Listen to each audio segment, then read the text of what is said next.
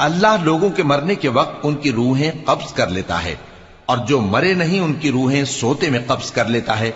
پھر جن پر موت کا حکم کر چکتا ہے ان کو روک رکھتا ہے، اور باقی روحوں کو ایک وقت مقرر تک کے لیے چھوڑ دیتا ہے۔ جو لوگ غور و فکر کرتے ہیں ان کے لیے اس میں نشانیاں ہیں۔ کیا انہوں نے اللہ کے سوا اور سفارشی بنا لیے ہیں؟ کہو کہ خواہ وہ کسی چیز کا بھی اختیار نہ رکھتے ہوں اور نہ کچھ سمجھتے ہی ہوں تب بھی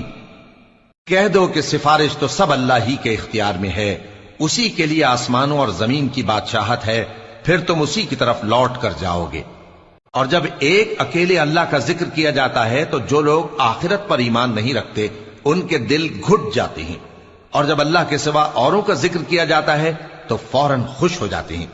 کہو کہ اے اللہ، اے آسمانوں اور زمین کے پیدا کرنے والے، پوشیدہ اور ظاہر کے جاننے والے، تو ہی اپنے بندوں میں ان باتوں کا جن میں وہ اختلاف کرتے رہے ہیں فیصلہ کرے گا۔ اور اگر ظالموں کے پاس وہ سب مال و متاع ہو جو زمین میں ہے اور اس کے ساتھ اسی قدر اور ہو تو قیامت کے روز برے عذاب سے رہائی پانے کے بدلے میں دے ڈالیں،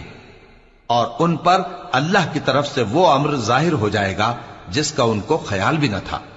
اور ان کے اعمال کی برائیاں ان پر ظاہر ہو جائیں گی، اور جس عذاب کی وہ ہنسی اڑاتے تھے وہ ان کو آ گھیرے گا۔ سو جب انسان کو تکلیف پہنچتی ہے تو ہمیں پکارنے لگتا ہے،